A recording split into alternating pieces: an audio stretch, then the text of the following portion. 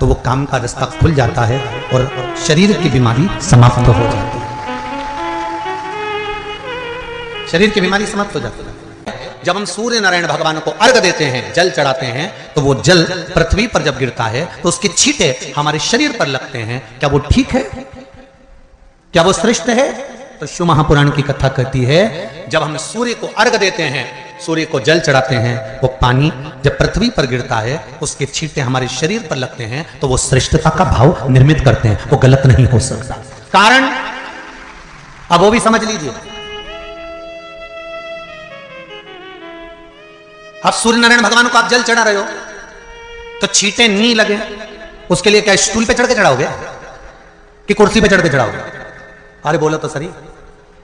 अब कई लोगों के दिमाग में यह बात भरा गई कि हम भगवान को जल चढ़ाते हैं, वो हमारे शरीर में छींटे लगते हैं, जमीन पे से पानी गिरता है, वो हमारे शरीर को छींटे लगते हैं, भगवान को अच्छा नहीं लगता होगा। कौन ने कहा? पहले तो उसको पकड़ के ला।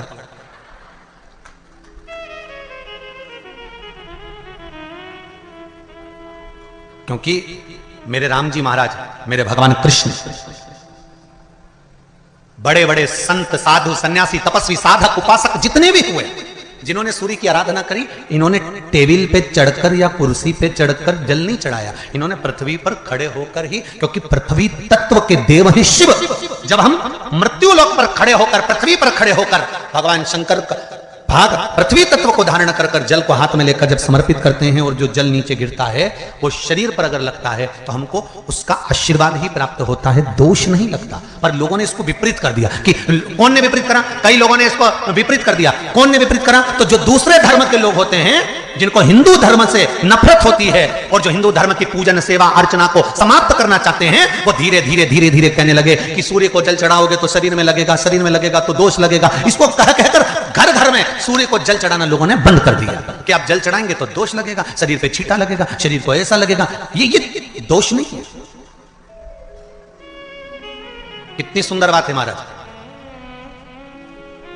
सूर्य नारायण भगवान को जब जल चढ़ाया जाता है, हाथ सिर से 8 इंच की दूरी पर होना चाहिए। जम के बोलिए, सिर से कितना ऊंचा होना चाहिए? 8 इंच ऊपर अपना हाथ होना चाहिए मस्तक से सूर्य को जल चढ़ाते समय। और ना चांदी का, ना स्टील का, ना लोहे का, ना प्लास्टिक का, ना कांच का, ना सोने का कोई बर्तन, ना कांसे का, ना एल्युमिनियम का, ना पीतल का, केवल एक पात्र होना चाहिए, वो है तांबे का। काय का पात्र होना चाहिए? तांबे का पात्र। और सूर्य नारायण भगवान को जब 8 इंच ऊपर तुम्हारा हस्त है और जब हम सूर्य को जल चढ़ा रहे हैं, कैसे जल चढ़ाना है वो भी समझ लीजिए। अगर कोई कैंसर का मरीज है, जिसके चेस्ट में कैंसर आ गया हो, लेफ्ट में, राइट में कहीं पर कैंसर आ गया हो, या कोई गठान आ गई हो, तो महाराज आप जल चढ़ाते समय उस जल की धार को सूर्य भगवान को जब चढ़ा रहे हो तो धार आपकी गठान की ओर जाना चाहिए, जिससे सूर्य की किरण उस जल में से आपके उस स्थान पर पड़े, उस जगह पर पड़े जहां पर गठान है। महाराज आप लगातार जल तो चढ़ाना चालू करो, अच्छे डॉक्टर फेल हो जाएंगे और कह देंगे गठान ठीक हो गई।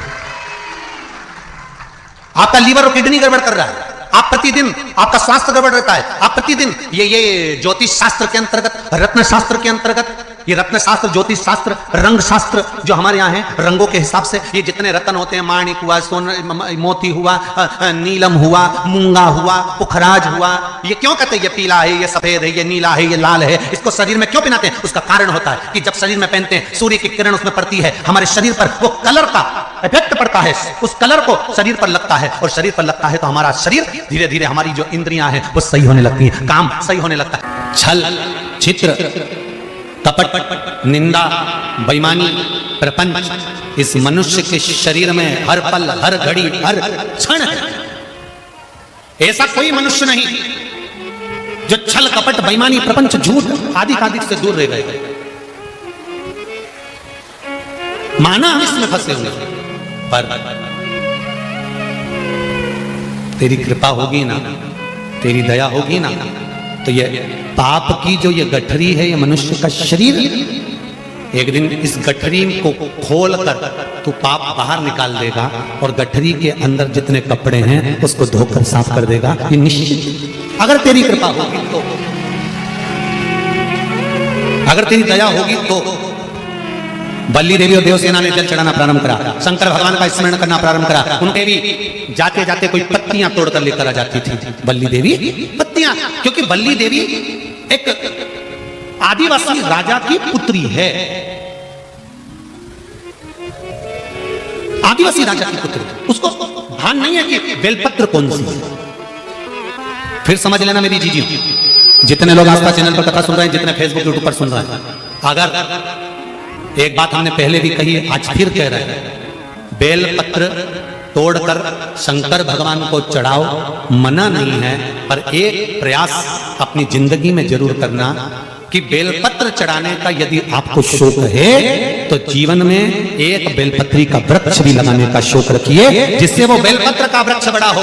और बेलपत्र का वृक्ष जब बड़ा होगा, आप संसार में हैं नहीं है, हम संसार में हैं नहीं है, पर यदि बेलपत्री का वृक्ष रहेगा, आपके द्वारा लगा हुआ वृक्ष रहेगा, उसमें से कोई बेलपत्र तोड़कर जब वो बड़ा हो जाएगा, उसमें से बेलपत्र तोड़कर कोई शंकर भगवान को चढ़ाएगा, तो जिसने बेलपत्री का पौधा लगाया है, उस बेलपत्र चढ़ाने का फल उसके भी खाते में चला जाएगा और उसकी भी जिंदगी संवर जाएगी। इसलिए बेलपत्र चढ़ाओ, मना नहीं है, पर बेलपत्र का एक पौधा अपने बगीचे में, आसपास में, मोहल्ले में, जहां तुम्हें मौका मिल जाए वहां जरूर।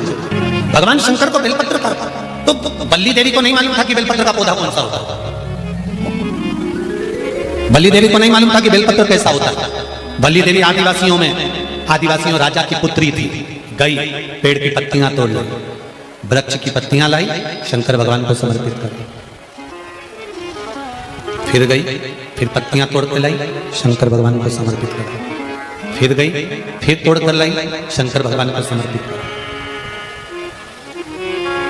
ध्यान देना जरा, इस कथा से 3 चीजें निकालेंगे अपन, जो आपके जीवन में पूजन करते समय गलती ना हो सावन महीने, और ध्यान लगाकर सुनोगे तो आनंद आएगा और आपका जीवन सार्थक होगा।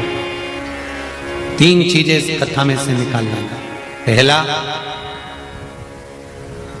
लोटे का जल इसने चढ़ा दिया, दूध इसने चढ़ा दिया, शहद इसने चढ़ा दिया, शक्कर इसने चढ़ा दिया। ये पंचामृत स्नान अलग अलग हाथ से हुआ, किसी ने कुछ चढ़ाया, किसी ने कुछ चढ़ाया, तो शास्त्र कहता है वर भी पृथक पृथक भाग में बट गए। बहुत ध्यान देना, इस सकता है आपसे और हमसे कुछ गलती हो जाए। जब हम पूजन करने बैठते हैं तो अगर पति जल चढ़ा रहा है तो पत्नी उसका स्पर्श कर कर चढ़ा ले, मना नहीं, मना नहीं। पर पंचामृत स्नान अगर ब्राह्मण देवता करा रहे हैं, पति जल चढ़ा रहा है, पत्नी दूध चढ़ा रही है, पति शहद चढ़ा रहा है, पत्नी शक्कर चढ़ा रही है, ये पृथकता हो।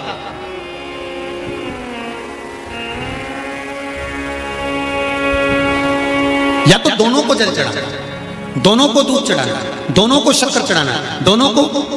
कितनी सुंदर बातें पशुपति व्रत की कि प्रसाद जो शंकर भगवान के मंदिर में एक हिस्सा लेकर आते हो, उस हिस्से को भी पृथक नहीं करा जाता, उस हिस्से को भी जिसने पशुपति व्रत करा है, एक हिस्से का प्रसाद उसी को खाना है, यहां तक है कि दूसरे को नहीं देना। शंकर भगवान के मंदिर में, शिव जी के मंदिर में नारियल तक नहीं फोड़ा जाता, क्यों? वो पृथक हो जाएगा। खंडित बेलपत्र समर्पित नहीं करी जाती, वो पृथक हो जाएगी। शंकर भगवान को धतूरा चढ़ाया जाता है, पूर्ण चढ़ाया जाता है, चावल का दाना चढ़ाया जाता है, पूर्ण चढ़ाया जाता है, एक बेलपत्र चढ़ाई जाती है, वो पूर्ण चढ़ाई जाती है। पृथकता ना रखें। अगर बल्ली देवी और देवसेना दोनों अगर जल चढ़ा रही थी तो दोनों हाथ में जल के पात्र होते और दोनों चढ़ाती, पर एक जल ये चढ़ा रही थी तो एक जल का पात्र ये चढ़ा रही थी। उसने कहा कांवड़ की यात्रा है, एक डंडे में एक लोटा बांध, एक तुम लेकर चलो, एक हम लेकर चले। नहीं नहीं नहीं, जल ले जाओ, मंदिर तक भी ले जाओ, पर चढ़ाते समय अगर तुम चढ़ा रही हो तो जल के दोनों पात्र तुम्हारे हाथ में होना चाहिए, दूसरा नहीं। जल की पृथकता नहीं, पृथक भाव। फिर ध्यान दो, दूसरी बात, शंकर भगवान के मंदिर में जाओ, शिव की स्तुति में जाओ, पति और पत्नी दोनों विचार कर कर जाए, सुनो जी मैंने पशुपति व्रत करा, आपकी नौकरी के लिए करा। सुनो, मैं शंकर के मंदिर में आपकी नौकरी मांगने जा रही हूं।